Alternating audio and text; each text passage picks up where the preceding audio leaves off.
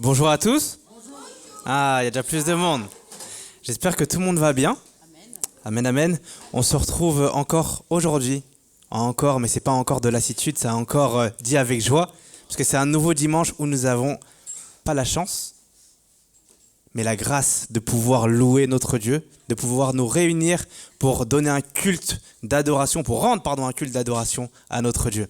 Aujourd'hui, j'aime bien quand il y a des thèmes au niveau de la louange, quand le Seigneur donne une direction claire, et on va simplement adorer pour la bonté de Dieu dans notre vie. On a tendance à beaucoup se focaliser sur ce qu'il y a de mauvais, notamment le temps. Il fait froid, il pleut ou autre, et dans notre vie ça peut être compliqué, mais on a quelque chose de plus important, c'est que le Seigneur est là avec nous. Il est tout le temps avec nous. Et ses bontés se renouvellent chaque matin. Donc ce matin encore, saisissons les bontés de Dieu pour notre vie. Amen.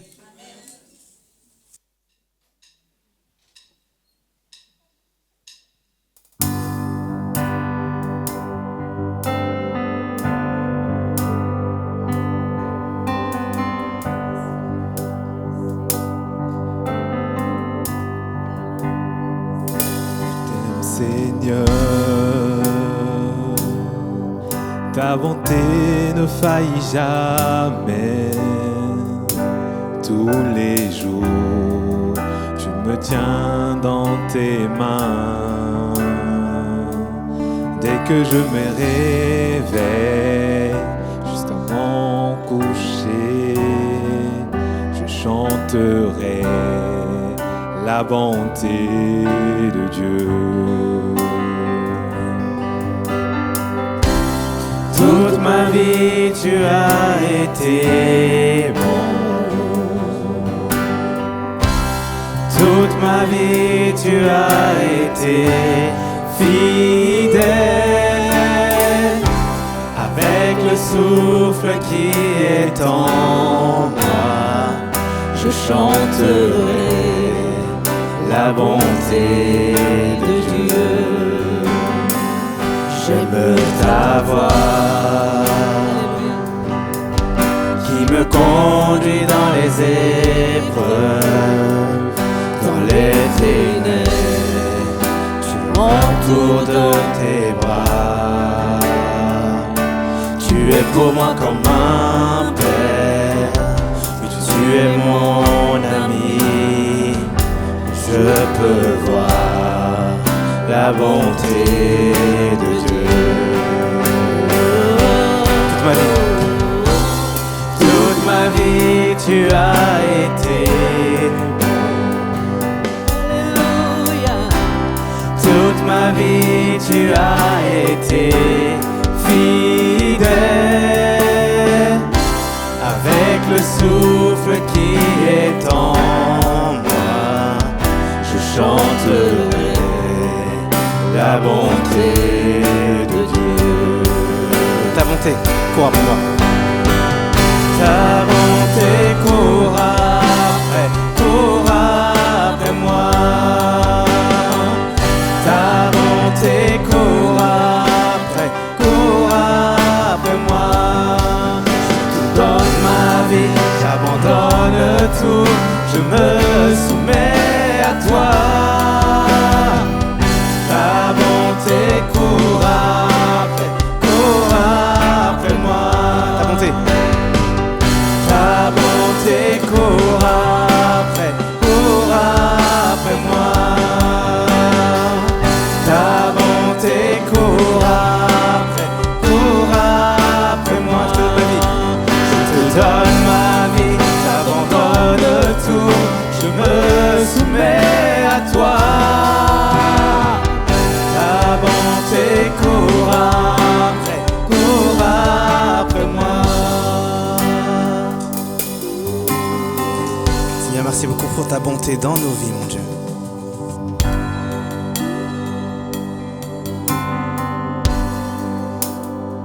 Toute ma vie.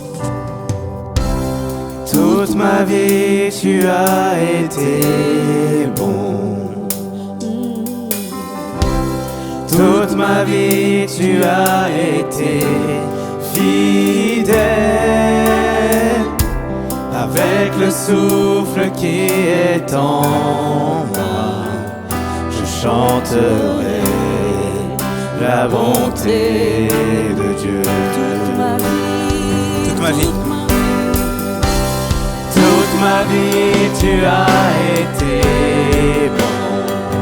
toute ma vie, Toute ma vie, tu as été fidèle.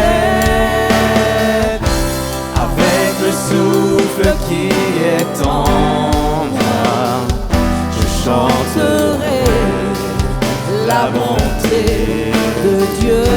Je chanterai la bonté de Dieu. Je chanterai la bonté de Dieu. Chanterai, Je chanterai la bonté de Dieu. Alléluia. Acclamons le Seigneur. Acclamons le Seigneur, il est ici. Alléluia. Merci Seigneur pour ce moment formidable avec toi. Nous t'invitons Seigneur. Alléluia. Alléluia.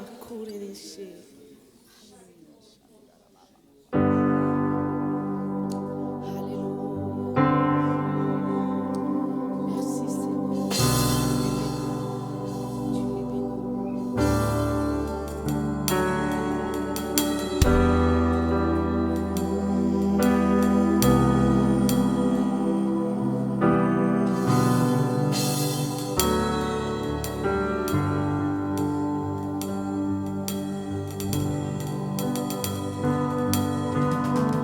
Dieu te bénit et te garde. Il rayonne sur toi et t'accorde sa grâce. Ton Dieu se tourne vers toi, te donne paix. Dieu te bénit ensemble.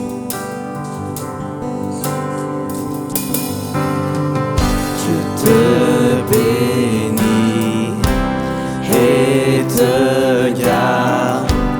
Il rayonne sur toi, il t'accorde sa grâce. Ton Dieu se tourne vers toi, te donne paix. Alléluia. Amen. Alléluia. Amen. Amen. Amen. Encore une fois, amen. Amen. Amen. Amen. Alléluia. Dieu te bénit. Je te bénis et te garde. Il rayonne sur toi et t'accorde sa grâce. Ton Dieu se tourne vers toi, te donne paix. Amen.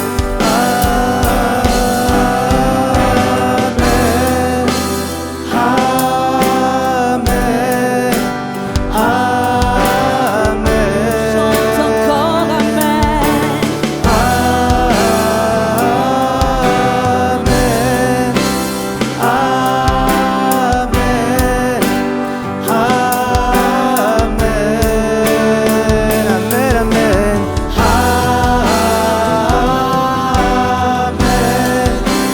Amen.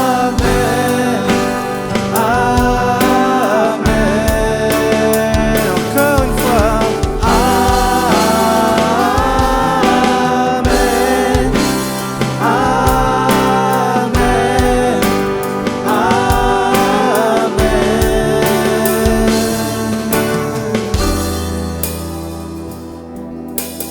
Alléluia. Amen.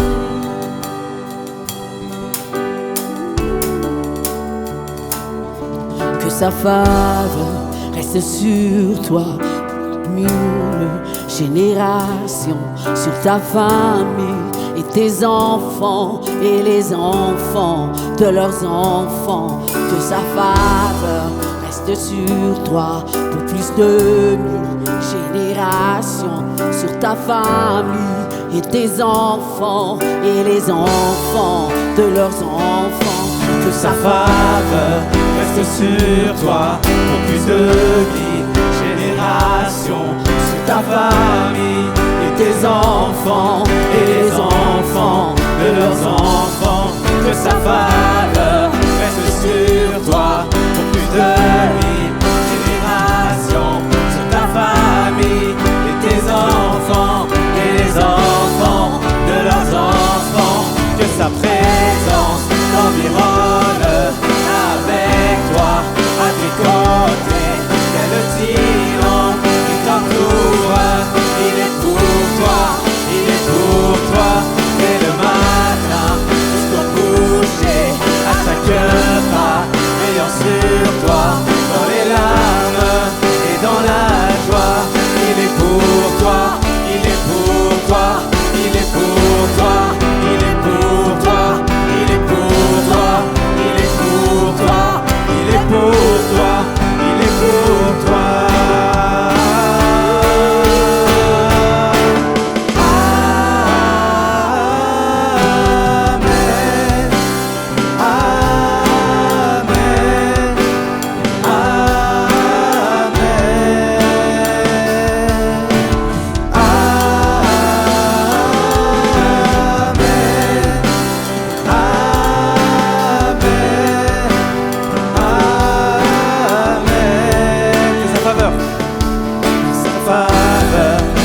Sur toi, pour plus de 1000 générations, sur ta famille et tes enfants et les enfants de leurs enfants.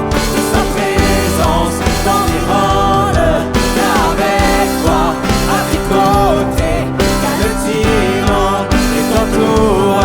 Il est pour toi, il est pour toi, dès le matin jusqu'au coucher, à chaque pas, veillant sur toi, dans les larmes et dans la joie.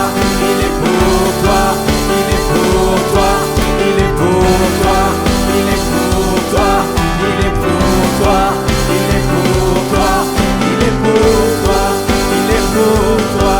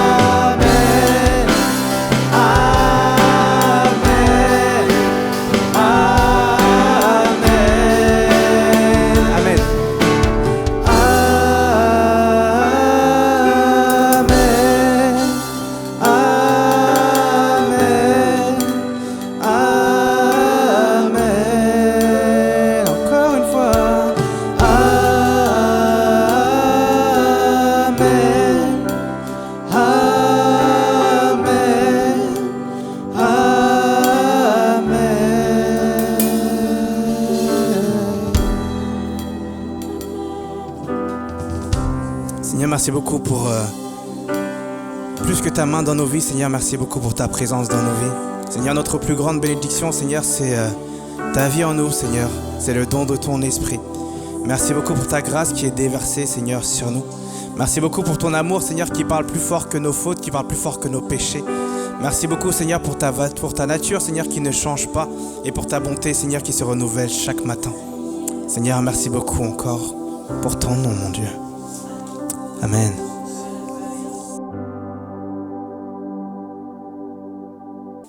Et on va prendre ce chant qui dit « Seigneur, entends mon cœur ». Comme j'ai dit au premier culte, on peut dire des choses avec notre bouche, mais penser autre chose. Et notre cœur peut aussi vouloir autre chose. Et tant que notre cœur bat, ça veut dire qu'il y a également quelque chose que l'on veut dire avec notre cœur. Et parfois, on ne peut pas l'exprimer, parfois on ne sait même pas comment l'exprimer. Parfois, c'est des larmes, des soupirs, un silence. Mais notre cœur, lui, il y a toujours quelque chose. Et ce dont notre cœur a besoin, c'est Jésus. Alors on va lui dire, Seigneur, entend nos cœurs. Amen.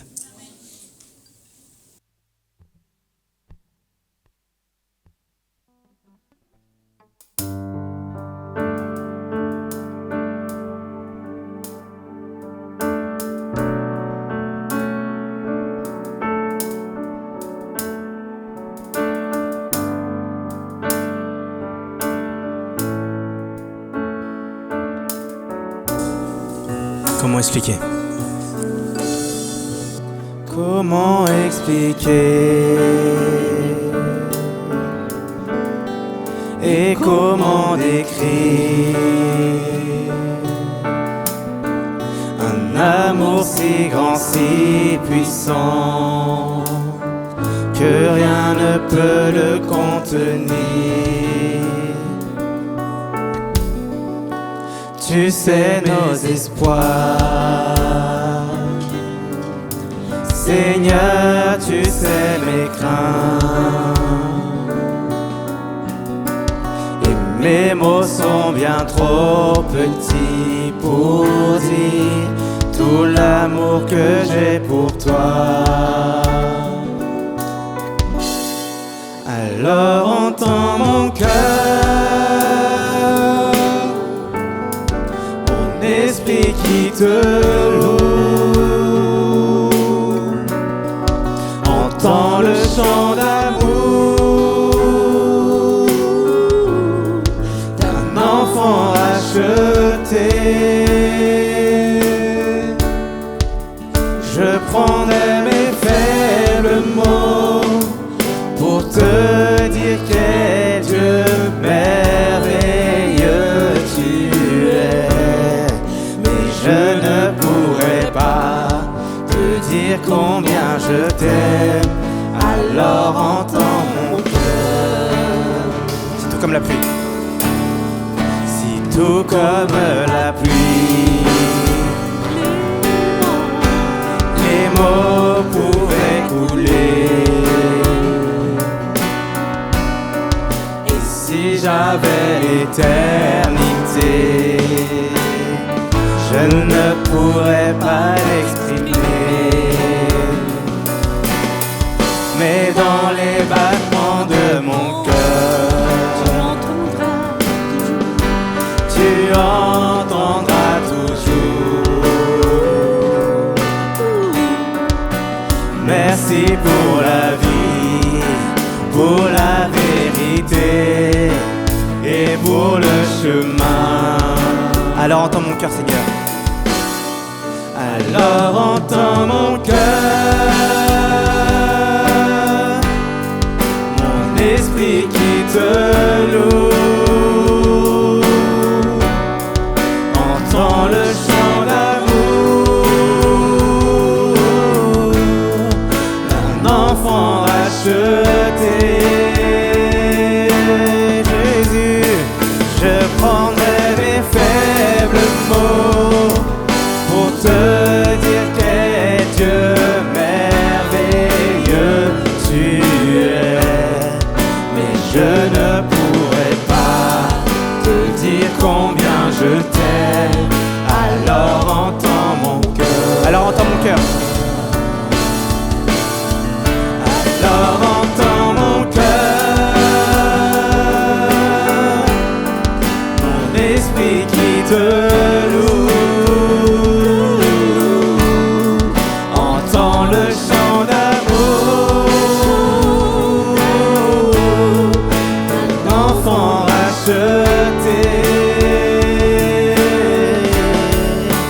Je prendrai mes faibles mots pour te dire quel Dieu merveilleux tu es. Mais je ne pourrai pas te dire combien je t'aime. Alors entends mon cœur. Tu sais nos espoirs. Tu sais nos espoirs. Seigneur, tu sais nos craintes. Et nos mots sont bien trop petits pour dire tout l'amour que nous avons. Alors entends nos cœurs, nos esprits qui te louent. Entends le chant d'amour, de tout est racheté. Nous prendrons nos faibles mots pour te dire quel Dieu merveilleux tu es. Mais nous ne pourrons pas te dire tout notre amour. Alors entends nos cœurs. Alors entends nos cœurs. Alors entends nos cœurs, nos esprits qui te louent. Entends le chant d'amour, que tout est racheté. Nous prendrons nos faibles mots pour te dire quel Dieu merveilleux tu es. Nous ne pourrons pas te dire tout notre amour. Alors entends nos cœurs. Mais nous ne pourrons pas. Et nous ne pourrons pas te dire tout notre amour. Alors entends nos cœurs. Mais nous ne pourrons pas. Et nous ne pourrons pas te dire tout notre amour. Alors entends nos cœurs.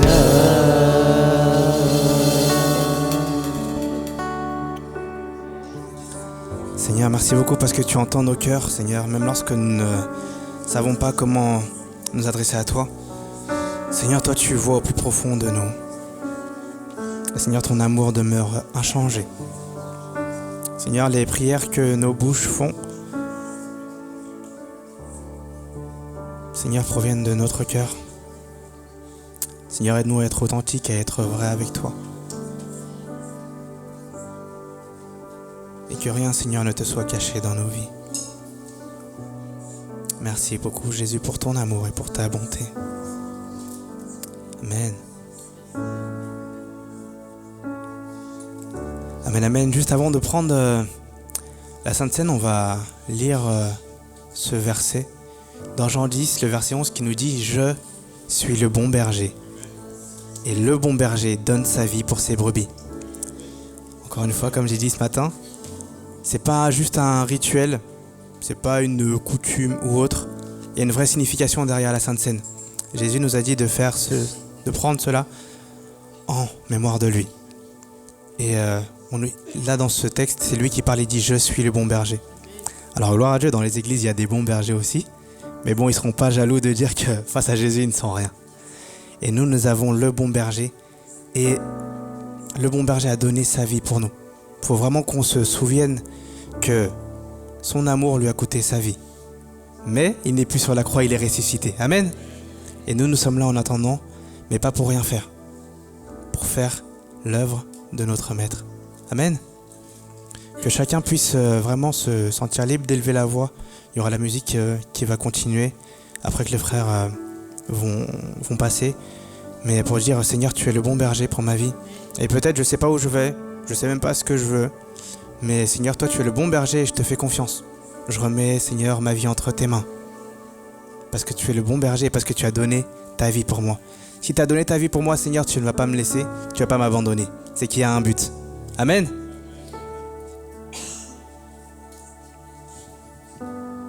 Seigneur Jésus-Christ, je te remercie parce que tu es le bon berger. Tu nous as aimés le premier, Seigneur Jésus-Christ. Tu es venu sur terre, Seigneur, pour te sacrifier pour nous, Seigneur, parce que tu nous as tellement aimés, Jésus-Christ. Ton sacrifice a fait couler son sang pour nous. Tu as fait couler son sang pour nous, Seigneur, pour que nous soyons saints, nous soyons sauvés, Seigneur, par ton nom, Seigneur. Je te rends grâce pour ce que tu as fait.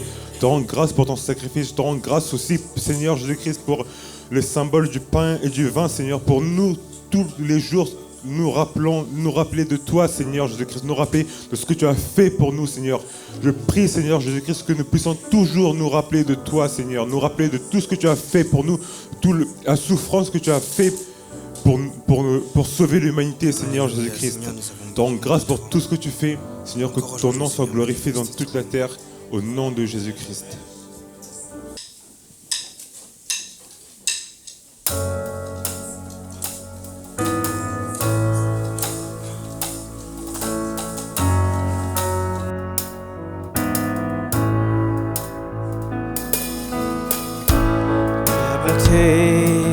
À les dimensions du ciel, ton amour pour moi est éternel. Ta fidélité s'étend à l'infini, et ta seule grâce a racheté ma vie.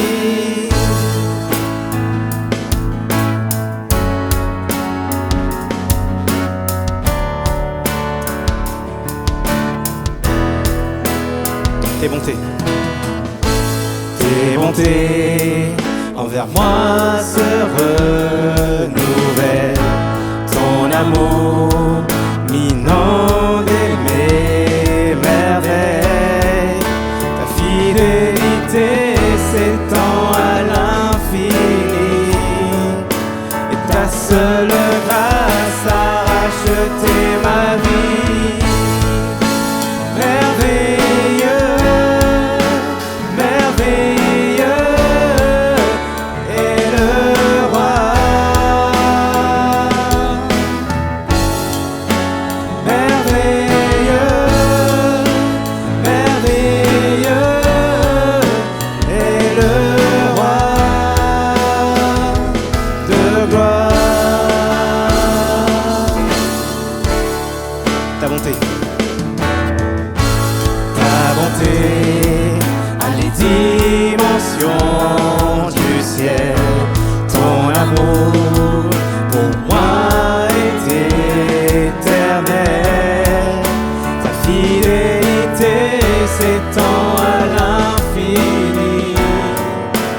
Ta seule grâce a acheté ma vie. Merveilleux, merveilleux est le roi. Merveilleux tu es, merveilleux, merveilleux est le roi. Tu es merveilleux. Merveilleux, merveilleux est le roi. Merveilleux, merveilleux est le roi de gloire.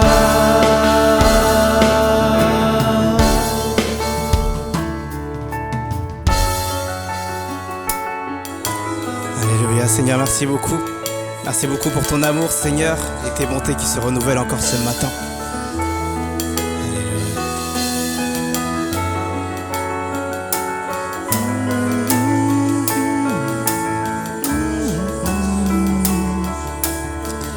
La terre et les cieux. La terre et les cieux entonnent ce chant de gloire. La terre et les cieux entonnent ce chant de gloire. La terre et les cieux entonnent ce chant de gloire.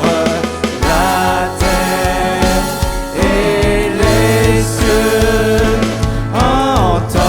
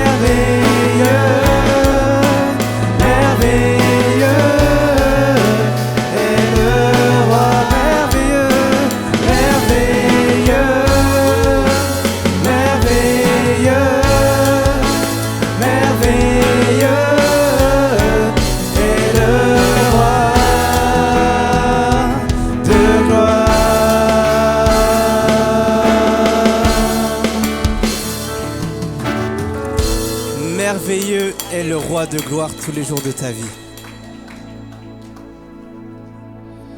Amen. Merci Père pour ta grâce, Seigneur, et je te rends grâce pour tes offrandes, les offrandes de ton peuple. Seigneur, c'est simplement ce que nous te remettons, c'est ce que tu nous as donné. Seigneur, je te bénis pour ça, Seigneur, et je te bénis pour ta parole qui va être prêchée, Seigneur. Parce que ta parole est la lumière à nos pieds dans ce monde de ténèbres, cette lumière qui nous rassure, cette lumière qui nous conduit, cette lumière qui nous dirige, cette lumière qui nous corrige, cette lumière qui nous montre le chemin. Seigneur, que ta parole aujourd'hui puisse ne pas simplement être prêchée, mais qu'elle puisse être entendue, qu'elle puisse pénétrer les cœurs. Seigneur, qu'après la prédication et l'écoute attentive de ta parole, nous puissions être transformés, changés au nom de Jésus-Christ. Parce que la parole s'est faite chair et elle a marché parmi nous. C'est Jésus-Christ, la parole faite chair. Et pour ceux qui l'ont reçu, pour ceux qui ont cru en son nom, elle leur a donné le pouvoir de devenir enfants de Dieu. Alléluia. Ah, quelle grâce, Seigneur. Lesquels ne sont pas nés du sang, de la volonté de la chair, de la volonté d'un homme, mais de Dieu. Seigneur, nous sommes nés de Dieu et aujourd'hui nous voulons entendre la parole de Dieu, celle qui fait vibrer nos cœurs, celle qui va nous changer, nous transformer, nous toucher. Seigneur, nous désirons entendre ta parole. Parle à nos cœurs, Seigneur, ce matin, au nom de Jésus. Amen.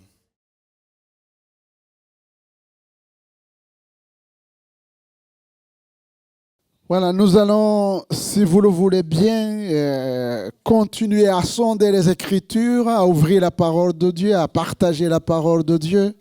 Amen. C'est vrai que j'allais demander où sont vos Bibles et je sais que maintenant vous pouvez suivre sur l'écran et vous avez vos portables aussi. Mais ayez toujours une Bible comme ça parce que des fois vous n'avez pas la connexion, il y a d'autres choses. Mais ne soyez pas aussi comme je suis en train de chercher superstitieux. Il y a des gens qui mettent les Bibles à côté de les lits et disent la Bible me protège. Elle ne vous protège pas. Faut pas, c'est pas un talisman ou c'est de la voyance, c'est ça. C'est comme si vous mettez le repas et vous prenez le repas en disant je n'aurai pas faim. Nous allons plonger donc nos regards dans la parole de Dieu et je vous invite à suivre la parole de Paul aux Éphésiens dans le chapitre 6 et au verset 10. Il nous dit « Au reste, fortifiez-vous dans le Seigneur et par sa force toute puissante, revêtez-vous de toutes les armes de Dieu afin de pouvoir tenir ferme contre les ruses du diable. Car nous n'avons pas à lutter contre la chair et le sang, mais contre les dominations, contre les autorités, contre les princes de ce monde des ténèbres, contre les esprits méchants dans les lieux célestes. C'est pourquoi, prenez toutes les armes de Dieu afin de pouvoir résister dans le mauvais jour et tenir ferme après avoir tout surmonté. Tenez donc ferme, ayez à vos reins la vérité pour ceinture, revêtez la cuirasse de la justice. Mettez pour chaussure à vos pieds le zèle que donne l'évangile de paix. Prenez par-dessus tout cela le bouclier de la foi avec lequel vous pourrez éteindre tous les traits enflammés du malin. Prenez aussi le casque du salut et l'épée de l'esprit qui est la parole de Dieu. Faites en tout temps, par l'esprit, toutes sortes de prières et de supplications. Veillez à cela avec une entière persévérance et priez pour tous les saints. Priez pour moi, afin qu'il me soit donné quand j'ouvre la bouche, de faire connaître hardiment et librement le mystère de l'Évangile, pour lequel je suis ambassadeur dans les chaînes et que j'en parle avec assurance comme je dois en parler. Dans Juge chapitre 7, nous retournons dans Juge chapitre 7 et au verset 9. L'Éternel dit à Gédéon pendant la nuit, « Lève-toi, descends au camp, car je l'ai livré entre tes mains. Si tu crées de descendre, descends-y avec Pira, ton serviteur. Tu écouteras ce qu'ils diront, et après cela tes mains seront fortifiées. Descends donc au camp. » Il descendit avec Pira, son serviteur, jusqu'aux avant-postes du camp. Madian, Amalek et tous les fils de l'Orient étaient répandus dans la vallée comme une multitude de sauterelles, et les chameaux étaient innombrables comme le sable qui est sur le bord de la mer. Gédéon arriva et voici un homme racontait à son camarade un songe. Il disait, « J'ai eu un songe, et voici un gâteau de pain d'orge roulé dans le cas de Madian. Il est venu heurter jusqu'à la tente et il est tombé. Et il a retourné sens dessus, dessous, et il a été renversé. » Son camarade répondit et dit, « Ce n'est pas autre chose que l'épée de Gédéon, fils de Joas, homme d'Israël. Dieu a livré entre ses mains Madian et tout le camp. » Lorsque Gédéon eut entendu le récit du songe et son explication, il se prosterna, revint au camp d'Israël et dit, « Levez-vous, car l'Éternel a livré entre vos mains le camp de Madian. » Il divisa 3 corps, les 300 hommes, et il est remis à tous des trompettes, des cruches vides, avec des flambeaux dans les cruches. Il leur dit, « Vous me regarderez, et vous ferez comme moi. Dès que j'aborderai le camp, vous ferez ce que je ferai. Et quand je sonnerai de la trompette, moi et tous ceux qui seront avec moi, vous sonnerez aussi de la trompette tout autour du camp, et vous direz pour l'Éternel et pour Gédéon. » Gédéon et les 100 hommes qui étaient avec lui arrivèrent aux abords du camp au commencement de la veille du milieu, comme on venait de placer les gardes. Ils sonnèrent de la trompette et brisaient les cruches qu'ils avaient à la main. Les 3 corps sonnèrent de la trompette et brisaient les cruches. Ils saisirent de la main gauche les flambeaux et de la main droite les trompettes pour sonner. Ils s'écriaient « Épée pour l'Éternel, épée pour Gédéon ».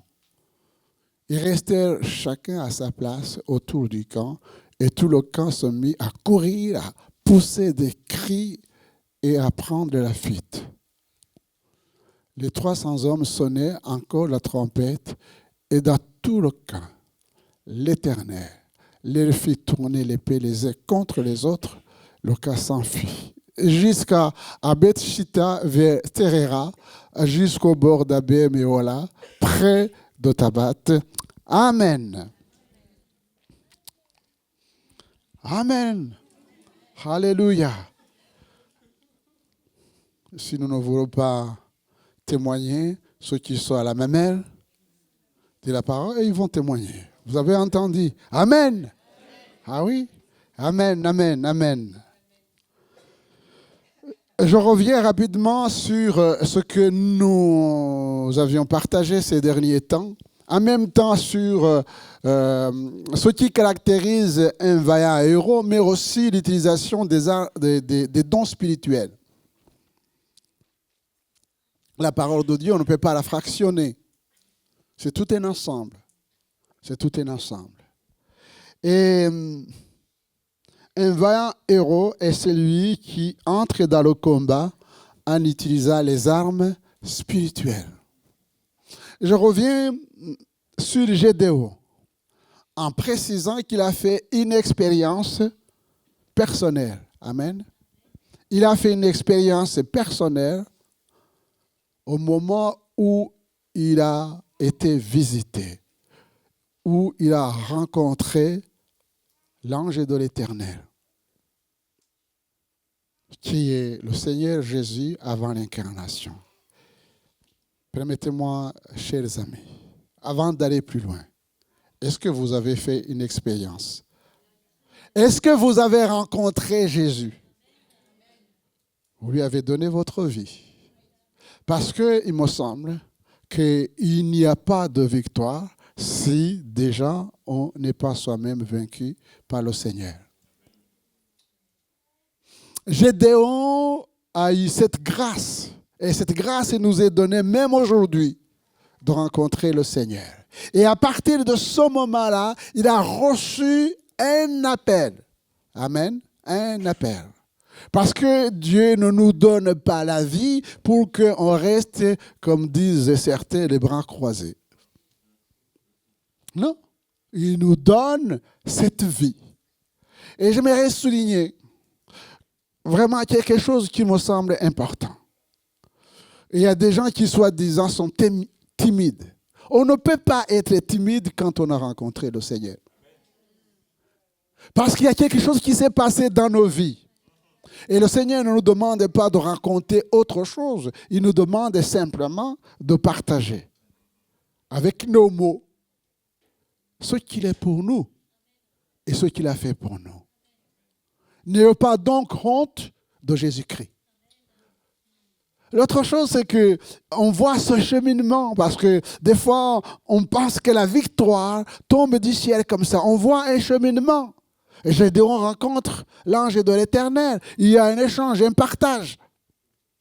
Et il va lui dire, il va maintenant démolir l'idole qui est dans la maison familiale.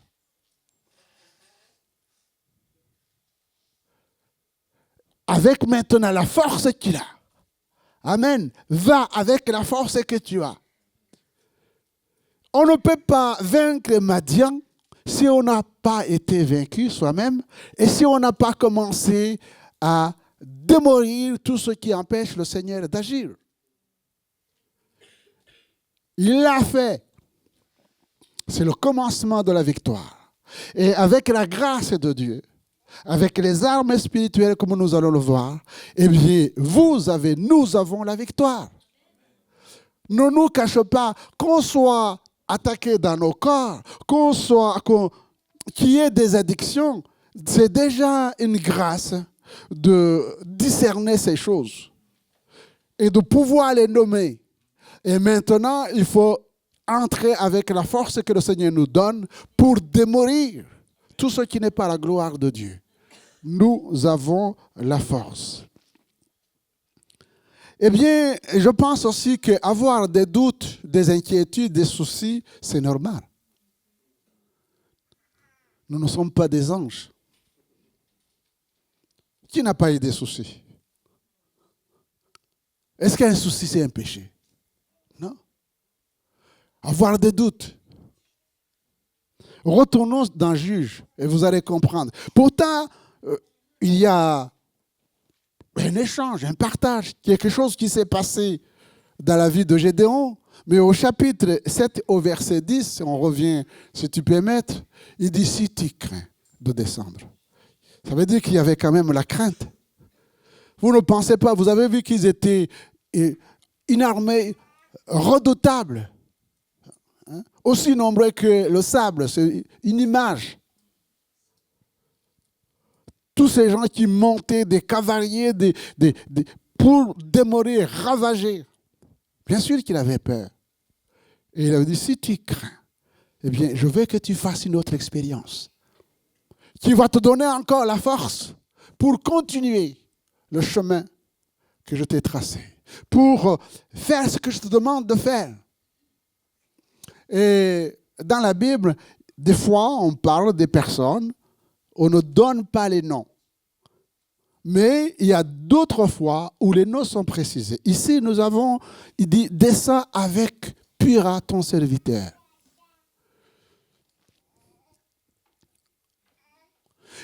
Gédéon avait besoin du Seigneur. Le Seigneur était avec lui, mais il avait besoin aussi de Pura. Dans l'œuvre de Dieu, on ne veut pas dire, oui, c'est moi, j'ai reçu. Mais les autres aussi, ils ont reçu. Amen. les autres aussi ils ont reçu. Et dans ce combat, tu ne peux pas combattre seul. Et remarquez que parmi les 300, il va parler de Pyrrha. Il fait partie de ces 300. Ce n'est pas une question d'affinité. Non, c'est tout ce cheminement de la crainte de Dieu, de l'obéissance à Dieu, de l'Esprit de Dieu qui va permettre que ces deux hommes, eh bien, vont descendre tous les deux au camp. Au camp. Et ce n'est pas suffisant. Qu'est-ce qui suit? Continue. Il dit, tu écouteras ce qu'ils diront, et après cela, tes mains seront fortifiées. Vous comprenez que tout ce qui s'est passé, il y avait toujours des doutes, des inquiétudes. Et là, le Seigneur il est en train de le fortifier. Descend donc au camp et il descendit avec Pyrrha, son serviteur, jusqu'aux avant-postes. Madian, Amalek, tous les fils de l'Orient étaient répandus dans la vallée comme une multitude de sauterelles. Et les chameaux étaient innombrables comme le sable qui est au bord de la mer.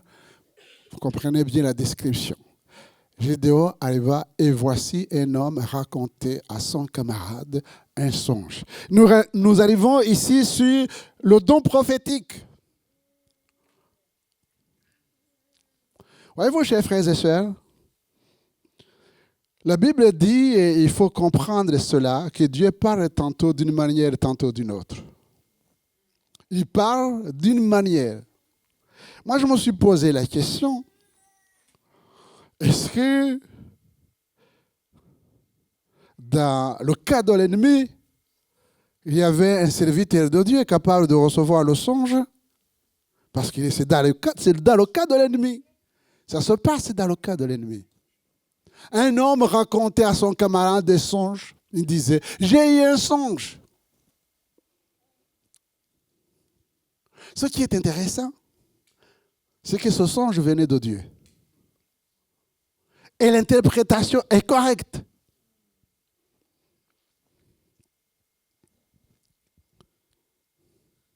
Des fois, le Seigneur utilise même les ânes. Ce qui est important, c'est le songe et son explication. Parce que, au verset 14,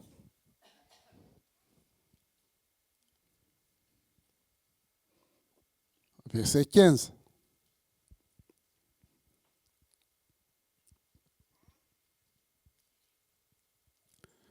lorsque Gédéon eut entendu le récit du songe et son explication, il se prosterna, revint au camp d'Israël.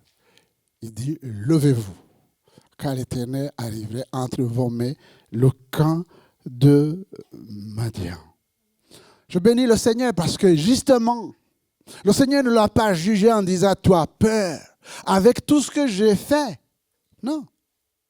Mais il a trouvé un moyen de le fortifier, nous dit la parole de Dieu, et de dissiper ses peurs. Quand vous avez peur, ce n'est pas ça le problème. Il faut s'attendre. Et je pense à un moment donné, il faut qu'on sorte aussi de nos calculs. On veut tout maîtriser, on veut tout calculer, on ne s'attend pas à la grâce. Dieu nous dépasse. Amen. Il est au contrôle. Et il nous connaît. C'est lui qui nous a appelés. Et c'est lui qui nous envoie. Il faut qu'on soit sincère avec lui. Lui, il voit l'état de notre cœur, comme la prophétie l'a dit. Il voit l'état de notre cœur, n'est pas pour nous juger, nous condamner, mais pour nous amener. Gédéon ne pouvait pas penser que dans le cas de l'ennemi, il viendra la solution. Mais c'est là où est venue la solution, qui a fait que maintenant tout a été dissipé, il a été fortifié, encouragé par le don et l'interprétation. Mais il était sur le chemin de l'obéissance. On ne peut pas rester dans son canapé en pensant que Dieu va agir.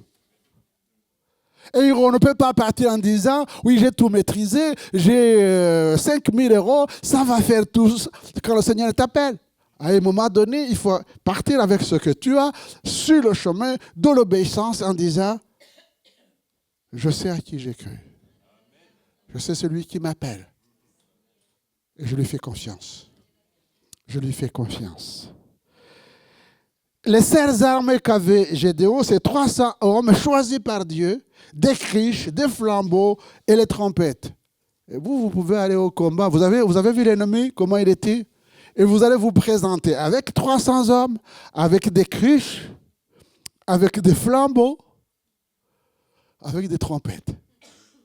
Et espérer que vous allez renverser ces gens-là.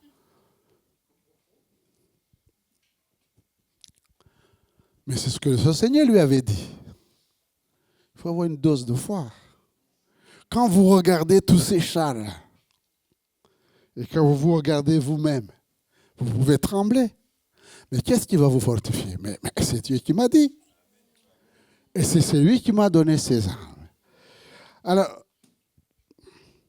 il y a plusieurs typologies d'expliquer les choses. La mienne, c'est que les criches brisées concernent nos vies brisées. Nos vies brisées. Une vie qui n'est pas brisée ne peut pas refléter la gloire de Dieu. Son corps a été brisé, le Seigneur. Il a versé son sang. Je parle d'être brisé par le Seigneur Jésus et non par les hommes. Mais Dieu désire nous briser. On ne peut pas, avec notre caractère, avec notre tempérament, avec notre culture, avec notre manière de faire, de penser qu'on va faire l'œuvre de Dieu. Il faut que toutes ces choses passent à la moulinette. Eh oui, creuser, changer, transformer. Donc il fallait briser les cruches pour sortir les flambeaux, pour que les flambeaux brillent. Et pour moi, les flambeaux, c'est l'Esprit de Dieu. Ne sommes-nous pas le temple du Saint-Esprit? Et comment le Saint-Esprit va briller? Si l'Esprit est en conflit avec nous-mêmes, à un moment donné, il y a un roi à qui l'Esprit de Dieu est parti. Ça y est.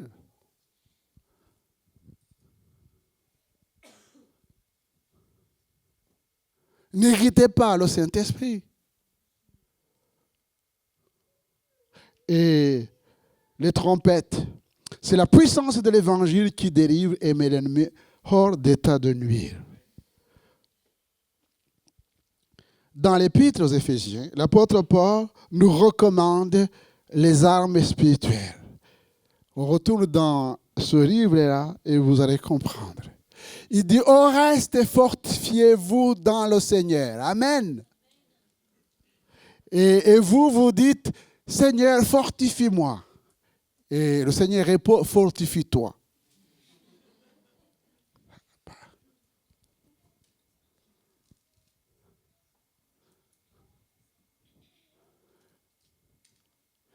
C'est important.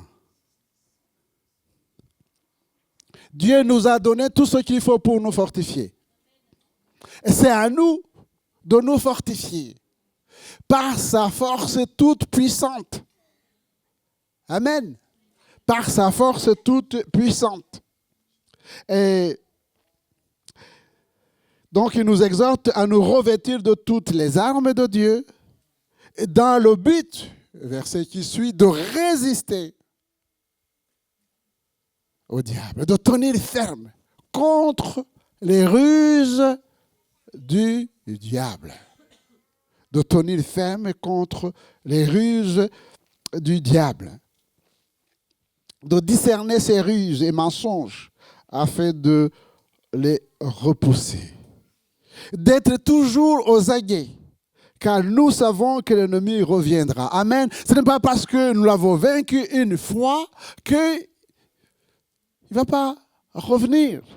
Luc chapitre 4, vous connaissez ce qui s'est passé dans le ministère de Jésus quand il est parti dans le désert pour être tenté par le diable. Il nous est dit au verset 13, après l'avoir tenté de toutes ses manières,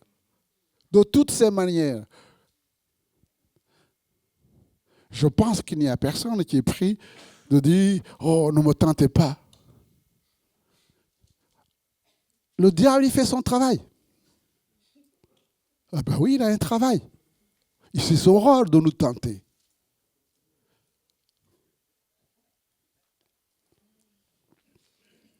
Vous ne pouvez pas nous dire de l'empêcher de venir vers vous. Il reviendra. C'est son travail. Mais la parole de Dieu, résistez au diable et il fera loin de vous.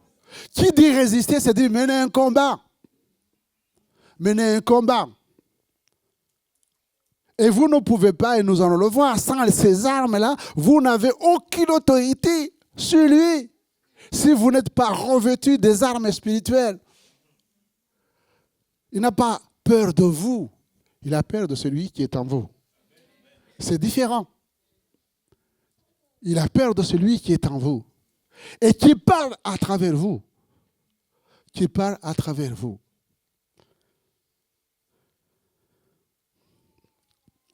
Et il ne faut pas aussi se tromper d'ennemi.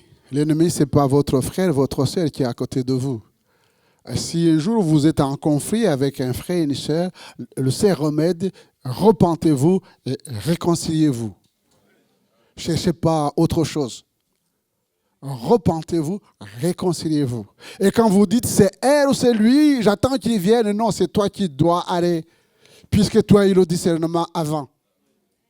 Dieu t'a éclairé. Jésus est venu vers nous.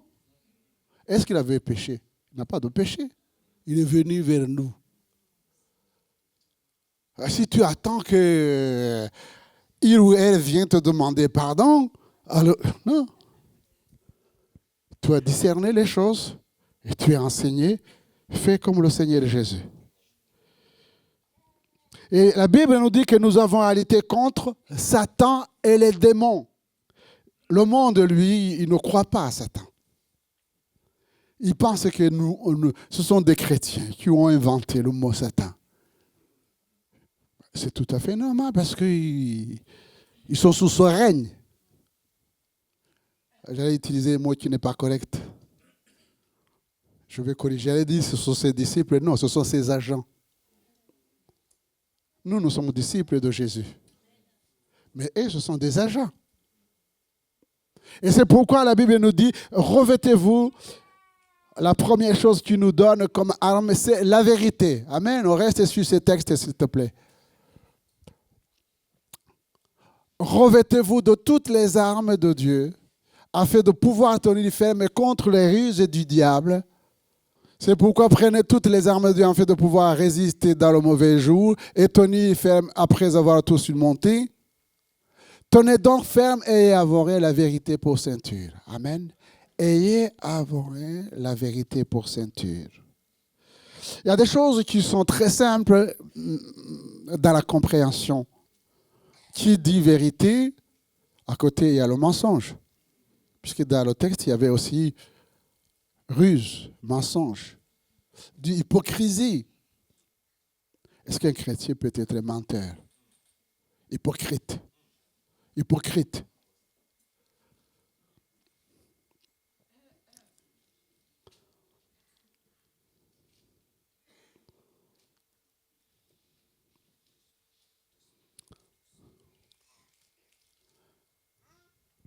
Jésus affirme que si nous demeurons dans sa parole, nous connaîtrons la vérité. Amen. Si nous demeurons dans sa parole, nous connaîtrons la vérité. Et la vérité nous affranchira. Comme c'est la parole de Dieu, c'est lumière dans son monde des ténèbres, de mensonges, de ruses, alors nous avons besoin d'être revêtus de la parole de Dieu. Vous connaîtrez la vérité. Et la vérité vous affranchira. Ce sont des textes que nous connaissons, que nous répétons souvent. Si le Fils vous affranchit, vous serez réellement libre. La vérité. C'est pas. Donc c'est un homme, c'est une personne, c'est Jésus lui-même.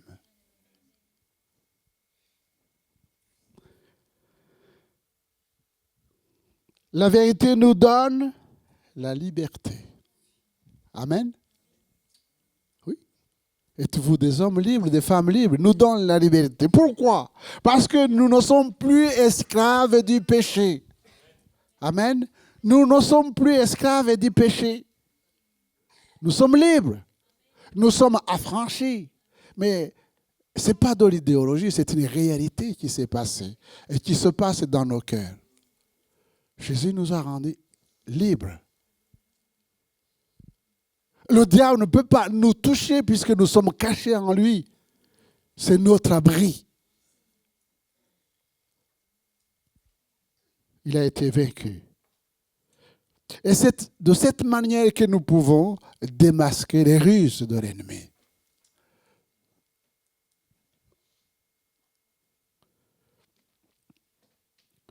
La justice de Dieu, revêtez la cuirasse de la justice, donc c'est au verset 14, tenez donc ferme et avouez la vérité pour sentir, revêtez la cuirasse de la justice. Revêtez la cuirasse de la justice. La justice de Dieu est liée à la sainteté de Dieu. Amen. La justice de Dieu est liée à la sainteté de Dieu. L'apôtre Paul dit, mais vous avez été lavés, mais vous avez été purifiés, mais vous avez été sanctifiés. Donc nous sommes désormais revêtus de sa justice. Amen. Nous sommes revêtus de sa justice. Nous sommes justifiés. Nous sommes devenus justes. Et ça nous ramène à la croix, l'œuvre de la croix, le sang versé à la croix. Revêté comme un vêtement. Je suis justifié. Amen. Il n'y a aucune condamnation pour ceux qui sont en Jésus-Christ parce qu'ils sont revêtus de la justice de Dieu. Ils sont justifiés. Ils sont justifiés. Le chrétien fidèle qui vit dans la sainteté et dans la communion avec Jésus reçoit de lui la cuirasse spirituelle. Amen. Et les flèches ou les traits enflammés du malin viennent s'écraser sur la cuirasse. C'est pourquoi je disais, on ne peut pas empêcher le diable d'envoyer les traits enflammés. Mais il est de notre responsabilité de porter le casque, plutôt de porter la cuirasse. C'est ça. Il joue son rôle, nous jouons le nôtre. Nous portons les armes de Dieu. L'évangile de paix. Amen. Notre frère, j'ai dit, a parlé de la paix. Avons-nous fait la paix avec Dieu? C'est très intéressant comment la Bible revient toujours au commencement. Hein? Il vient au commencement. Mettez pour chaussure à vos pieds le zèle que donne l'évangile de paix. Voilà. L'évangile de paix. C'est cet évangile qui nous a touchés, amen, qui a permis que nous soyons en paix avec le Dieu de paix. Et Dieu est venu s'installer dans nos cœurs. Nous sommes le temple de Dieu et nous avons la paix avec Dieu. Nous avons fait la paix avec Dieu. C'est pourquoi nous pouvons faire la paix avec les autres. Et il nous est dit dans le texte biblique, étant donc justifiés par la foi, nous avons la paix avec Dieu. Romains chapitre 5, verset 1er. Voilà. Étant donc justifiés par la foi, nous avons la paix avec Dieu. J'ai trouvé dans Ésaïe un verset qui est magnifique. Ésaïe 30, verset 15, il nous est dit, « Car ainsi parle le Seigneur l'Éternel, le Saint d'Israël, c'est dans la tranquillité et le repos que sera votre salut. C'est dans le calme et la confiance que sera votre force. » Amen. Or, qui dit tranquillité, repos, calme, eh bien, cela caractérise un homme, une femme qui est en paix, non? La tranquillité, le calme, le repos. Témoigne d'un homme, d'une femme qui est en paix. Ésaïe 30, verset 15. Et je le disais, étant enfant de Dieu, étant serviteur de Dieu, cela ne peut pas nous empêcher de connaître les soucis de santé, soucis financiers, soucis d'un enfant malade, et ainsi de suite. Ça, c'est normal. C'est normal. Et cela peut venir même à lever notre paix, mais ce n'est pas la volonté de Dieu. Ce n'est pas la volonté de Dieu. Parce que la clé se trouve dans Philippiens chapitre 4, verset 6. Au moment où ils sont en train de le chercher, ne vous inquiétez de rien. Ne vous inquiétez de rien. Mais ce n'est pas un slogan, chers frères et sœurs. Cela vient, c'est comme si c'est la conséquence de tout ce que nous venons de partager. Mais, en toute chose, faites connaître vos besoins à Dieu par des prières et des supplications avec des actions de grâce. Et la paix de Dieu. Amen. Et la paix de Dieu qui surpasse toute intelligence gardera vos cœurs et vos pensées en Jésus-Christ. Mais ce qui suit, je ne dis pas que c'est plus important que ce que je viens de dire, mais vous allez comprendre. On continue. Verset 8 jusqu'au verset 9. Au reste, frères, tout ce qui est vrai. Est-ce que la vérité est vraie? C'est pas... Tout ce qui est vrai, tout ce qui est honorable, tout ce qui est juste, la vérité et la justice, tout ce qui est pur, la sainteté de Dieu, tout ce qui est aimable, tout ce qui mérite l'approbation, tout ce qui est vertu et digne de louange, soit l'objet de vos pensées. Si je vous pose la question, comment vont vos pensées? Vos pensées. Soit l'objet de vos pensées. Ensuite, verset 9. Ce que vous avez appris, reçu et entendu de moi, ce que vous avez vu en moi, pratiquez-le et le Dieu de paix sera avec vous. Le Dieu de paix, là, il se présente comme le Dieu de paix. Et plus grand que la paix. Le Dieu de paix sera avec vous. En vous. En vous. Il y a des conditions pour que le Dieu de paix vienne habiter à nous. Et si nous disons que le Dieu de paix habite à nous, alors qu'il y ait des soucis qui sont liés à la vie, c'est normal. Mais nous ne sommes pas seuls, chers frères et sœurs. Christ est avec nous. Et sa parole est avec nous. Le bouclier de la foi, la confiance en Dieu et à sa parole. Car la foi vient de ce qu'on entend, et ce qu'on entend vient de la parole de Christ. Voilà. J'avais dit, lisez la Bible et puis dormez tranquillement. Parce que tout est dedans. Vous voulez grandir dans la foi. Et la foi vient de la parole de Christ. Et vous avez la parole de Christ. Amen. Votre foi va grandir. Et quand l'ennemi va vous attaquer, vous savez comment se servir des armes de Dieu. C'est cette confiance inébranlable dans sa parole et dans ses promesses que Dieu honore. Amen. Une confiance dans la parole de Dieu et dans ses promesses. Et souvenez-vous de Shadrach, Meshach, Abednego face à un roi tyran qui dit mais qui va vous secourir? Vous adorez la statue, sinon vous êtes morts. Mais ces gens qui étaient des hommes qui craignez Dieu, ils vont répondre, voici notre Dieu que nous servons peut nous délivrer de la fournaise ardente, il nous délivrera de ta main. Amen. Il peut nous délivrer et il va nous délivrer de la fournaise. Je ne sais pas quelle fournaise vous traversez. C'est ça, les fournaises comme les géants, ce sont des expressions qui sont là pour montrer les situations difficiles de notre vie que nous pouvons traverser.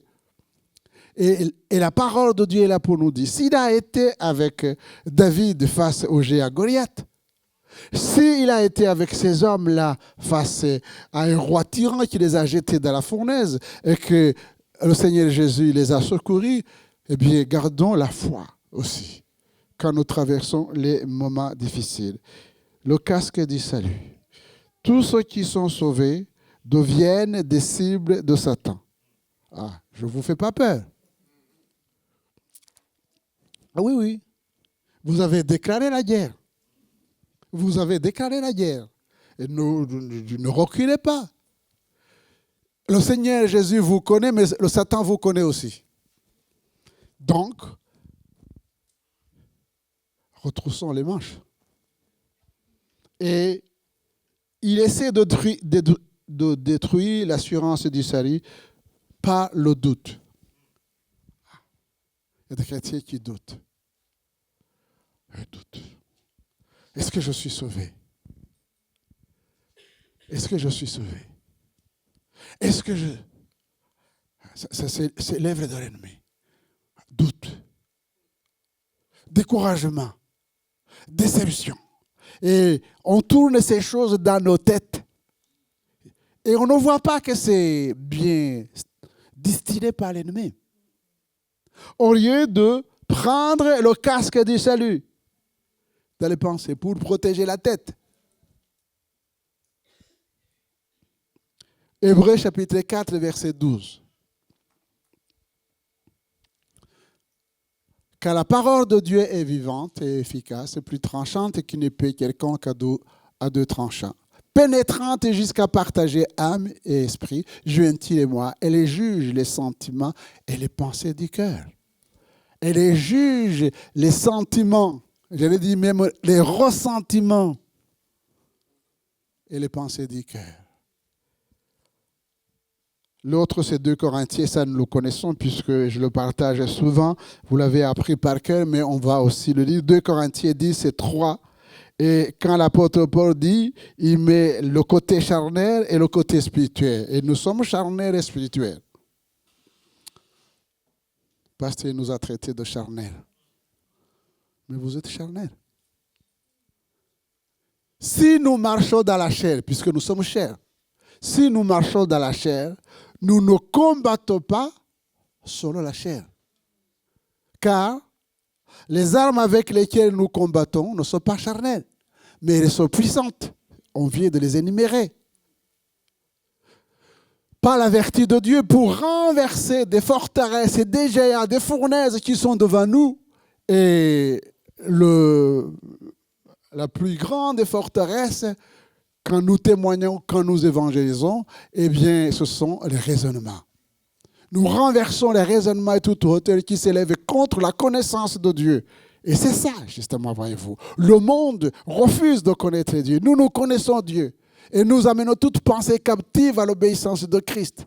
L'œuvre de Satan, c'est de maintenir les gens dans les ténèbres et qui n'acceptent pas le Dieu vivant et vrai à travers la personne de Jésus-Christ. Notre rôle, c'est de demeurer en Christ et d'être des lumières, c'est-à-dire ces vases brisés qui reflètent Christ par le Saint-Esprit. Et Paul dit, faites en toutes sortes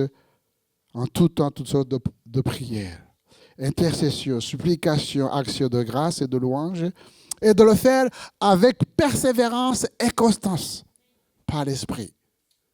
Par l'Esprit. Et non d'une manière charnelle, dans la soumission et dans l'obéissance, il dit, priez pour moi. Priez pour les serviteurs de Dieu. Amen. Et quand je dis prier pour les serviteurs de Dieu, ce n'est pas simplement nous les pasteurs. Vous êtes serviteurs de Dieu. Il dit, priez pour moi pour que je puisse partager la parole de Dieu avec confiance. Avec confiance. Il n'est plus question de timidité, de peur, de crainte. De prier les uns pour les autres afin que nous soyons remplis de la confiance de l'Esprit de Dieu. Et ma conclusion est simple. Eh bien, toutes ces armes nous sont données pour combattre le bon combat de la foi. Pour combattre le bon combat de la foi. Et nous avons l'exemple de notre Seigneur Jésus. Amen. Prions le Seigneur. Père, je te loue, je te bénis pour ce temps mis à part, où nous pouvons plonger nos regards dans la parole de Dieu. Je prie pour que tu bénisses mes frères, que tu bénisses mes sœurs, et que tu nous aides les uns les autres à marcher, Seigneur. Les yeux fixés sur toi, revêtus de toutes les armes que tu nous donnes pour combattre le beau combat de la foi, dans le nom de Jésus. Amen.